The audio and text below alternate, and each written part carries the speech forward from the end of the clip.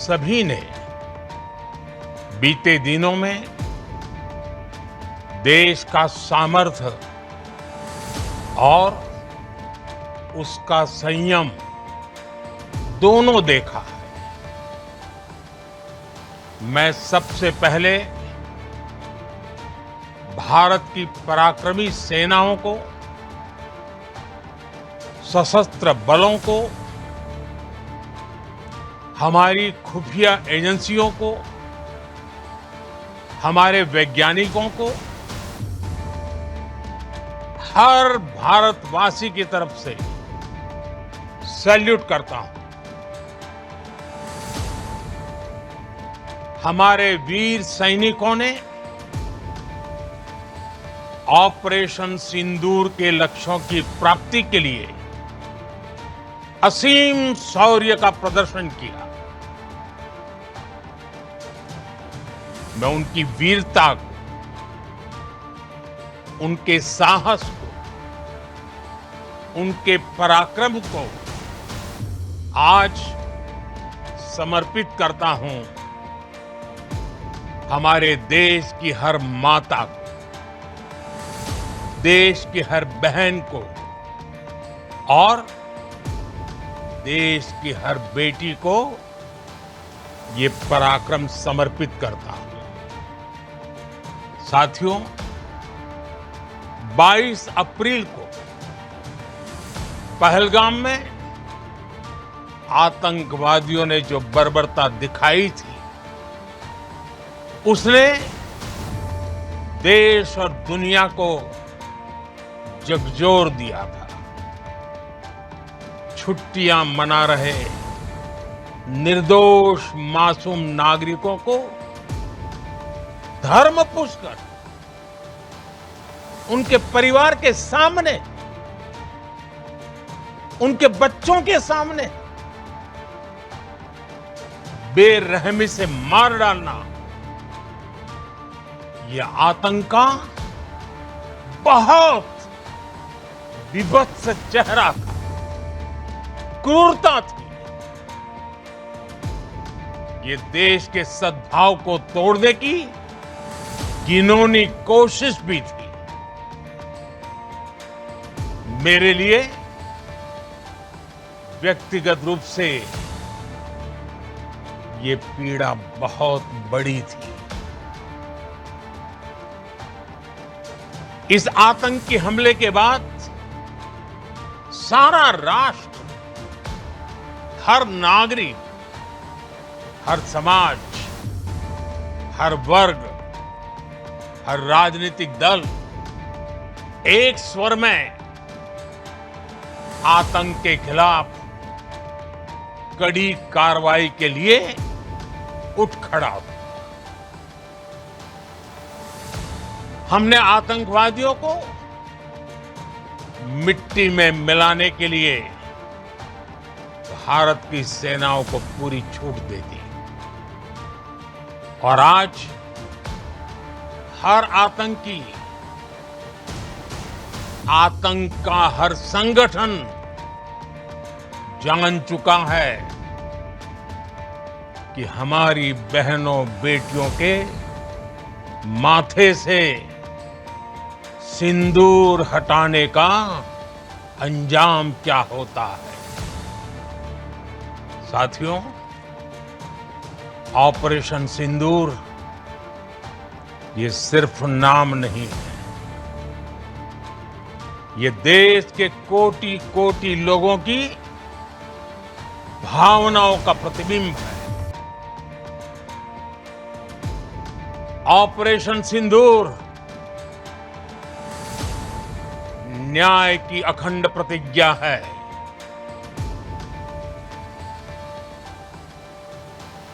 6 मई की देर रात, 7 मई की सुबह पूरी दुनिया ने इस प्रतिज्ञा को परिणाम में बदलते देखा। भारत की सेनाओं ने पाकिस्तान में आतंक के ठिकानों पर, उनके ट्रेनिंग सेंटर्स पर सटीक प्रहार किया। आतंकियों ने सपने में भी नहीं सोचा था कि भारत इतना बड़ा फैसला ले सकता है। लेकिन जब देश एकजुट होता है,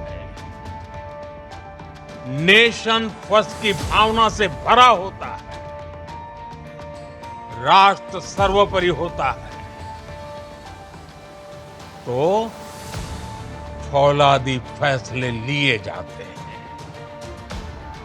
परिणाम लाकर दिखाए जाते हैं।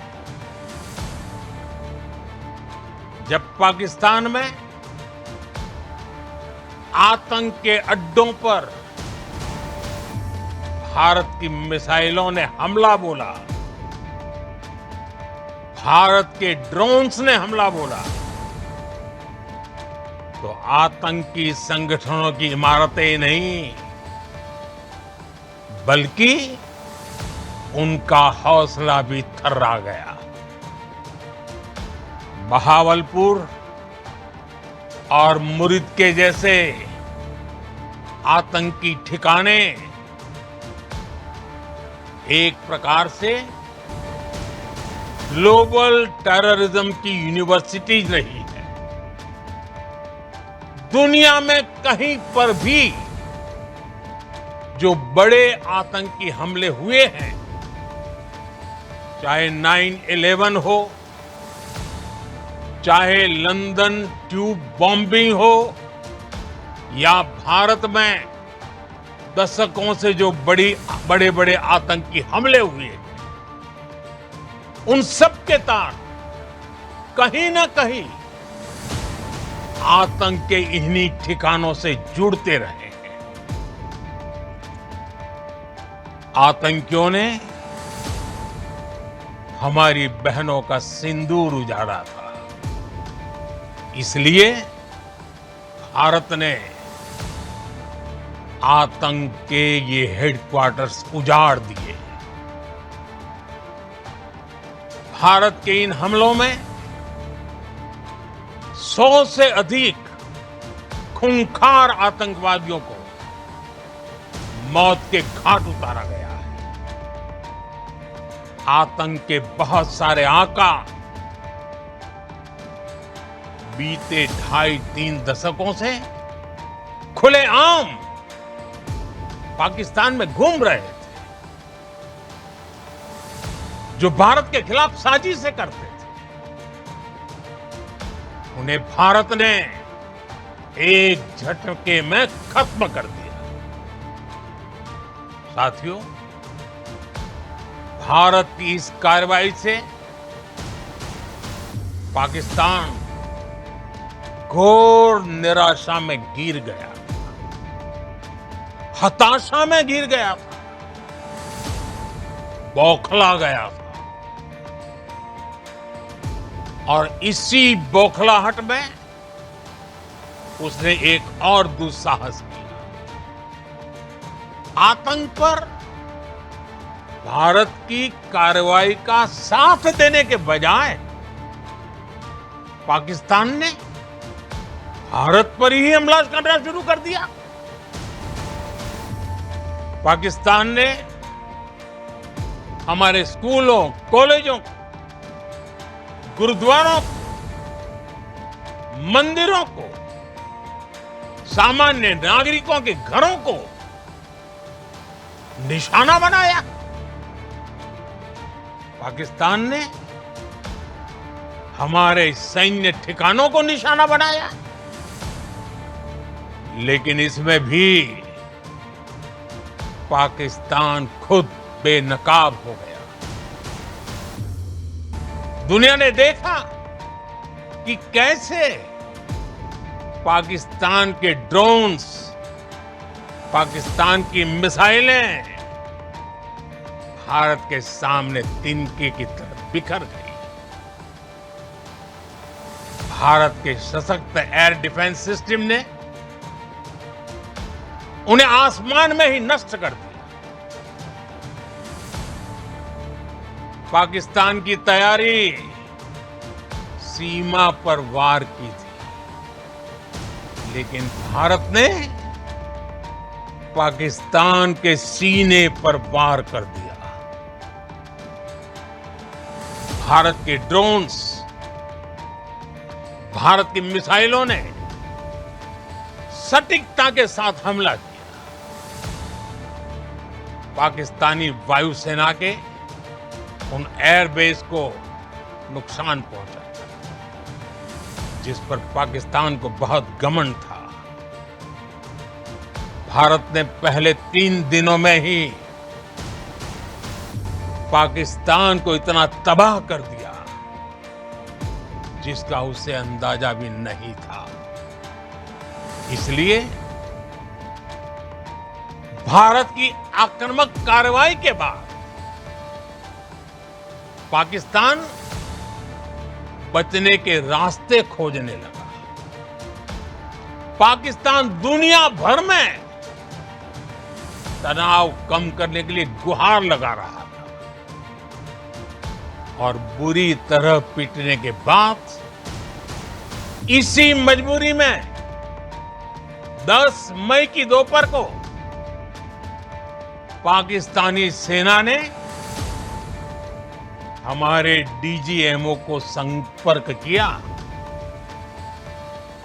तब तक हम आतंकवाद के इंफ्रास्ट्रक्चर को बड़े पैमाने पर तबाह कर चुके थे। आतंकियों को मौत के घाट उतार दिया गया। पाकिस्तान के सीने में बसाए गए आतंक के अड्डों को हमने खंडहर बना दिया था। इसलिए जब पाकिस्तान की तरफ से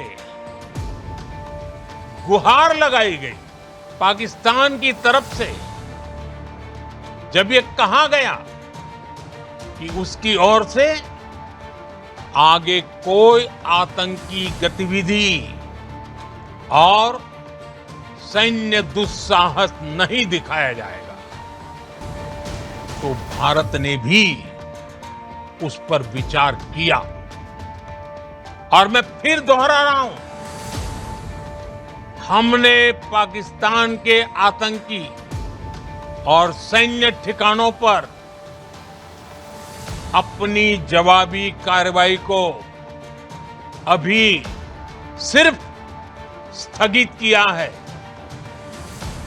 आने वाले दिनों में हम पाकिस्तान के हर कदम को इस कसौटी पर मापेंगे कि वो क्या रवैया अपनाता है।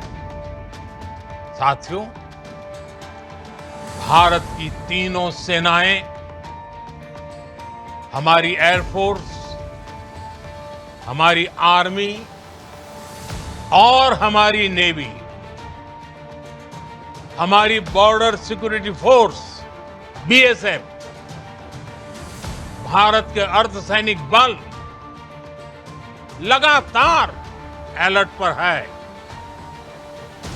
सर्जिकल स्ट्राइक और एयर स्ट्राइक के बाद अब ऑपरेशन सिंदूर आतंक के खिलाफ भारत की नीति है। ऑपरेशन सिंदूर ने आतंक के खिलाफ लड़ाई में एक नई लकीर खींच दी है, एक नया पैमाना, न्यू नॉर्मल तय कर दिया है। पहला, भारत पर आतंकी हमला हुआ तो मुंह तोड़ जवाब दिया जाएगा। हम अपने तरीके से, अपनी शर्तों पर जवाब देकर रहेंगे। हर उस जगह जाकर कठोर कार्रवाई करेंगे जहां से आतंक की जड़ें निकलती हैं। दूसरा, कोई भी न्यूक्लियर ब्लैकमेल भारत नहीं सहेगा। न्यूक्लियर ब्लैकमेल की आड़ में पनप रहे आतंकी ठिकानों पर भारत सटीक और निर्णायक प्रहार करेगा। तीसरा, हम आतंक की सरपरस्त सरकार और आतंक के आकाओं को अलग अलग नहीं देखेंगे। ऑपरेशन सिंदूर के दौरान दुनिया ने पाकिस्तान का वो घिनौना सच फिर देखा है, जब मारे गए आतंकियों को विदाई देने पाकिस्तानी सेना के बड़े बड़े अफसर उमड़ पड़े। स्टेट स्पॉन्सर्ड टेररिज्म का ये बहुत बड़ा सबूत है। हम भारत और अपने नागरिकों को किसी भी खतरे से बचाने के लिए लगातार निर्णायक कदम उठाते रहेंगे। साथियों, युद्ध के मैदान पर हमने हर बार पाकिस्तान को धूल चटाई है और इस बार ऑपरेशन सिंदूर ने नया आयाम जोड़ा है। हमने रेगिस्तानों और पहाड़ों में अपनी क्षमता का शानदार प्रदर्शन किया और साथ ही न्यू एज वॉरफेयर में भी अपनी श्रेष्ठता सिद्ध की। इस ऑपरेशन के दौरान हमारे मेड इन इंडिया हथियारों की प्रामाणिकता सिद्ध हुई। आज दुनिया देख रही है 21वीं सदी के वॉरफेयर में made in India defence equipments, इसका समय आ चुका है। साथियों, हर प्रकार के आतंकवाद के खिलाफ हम सभी का एकजुट रहना, हमारी एकता हमारी सबसे बड़ी शक्ति है। निश्चित तौर पर ये युग युद्ध का नहीं है, लेकिन ये युग आतंकवाद का भी नहीं है। टेररिज्म के खिलाफ जीरो टॉलरेंस, ये एक बेहतर दुनिया की गारंटी है। साथियों, पाकिस्तानी फौज, पाकिस्तान की सरकार जिस तरह आतंकवाद को खाद पानी दे रहे हैं, वो एक दिन पाकिस्तान को ही समाप्त कर देगा। पाकिस्तान को अगर बचना है तो उसे अपने टेरर इंफ्रास्ट्रक्चर का सफाया करना ही होगा। इसके अलावा शांति का कोई रास्ता नहीं है। भारत का मत एकदम स्पष्ट है। टेरर और टॉक एक साथ नहीं हो सकते। टेरर और ट्रेड एक साथ नहीं चल सकते और पानी और खून भी एक साथ नहीं बह सकता। मैं आज विश्व समुदाय को भी कहूंगा, हमारी घोषित नीति रही है, अगर पाकिस्तान से बात होगी तो टेररिज्म पर ही होगी। अगर पाकिस्तान से बात होगी तो पाक ऑक्यूपाइड कश्मीर पीओके उस पर ही होगी। प्रिय देशवासियों, आज बुद्ध पूर्णिमा है। भगवान बुद्ध ने हमें शांति का रास्ता दिखाया है। शांति का मार्ग भी शक्ति से होकर जाता है। मानवता शांति और समृद्धि की तरफ बढ़े,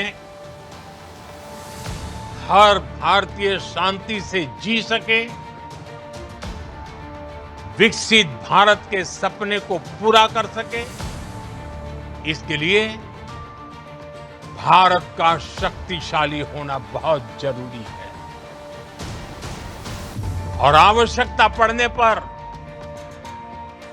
इस शक्ति का इस्तेमाल भी जरूरी है। और पिछले कुछ दिनों में भारत ने यही किया है। मैं एक बार फिर भारत की सेना और सशस्त्र बलों को सैल्यूट करता हूं। हम भारतवासी के हौसले, हर भारतवासी का एकजुटता का शपथ, संकल्प, मैं उसे नमन करता हूं।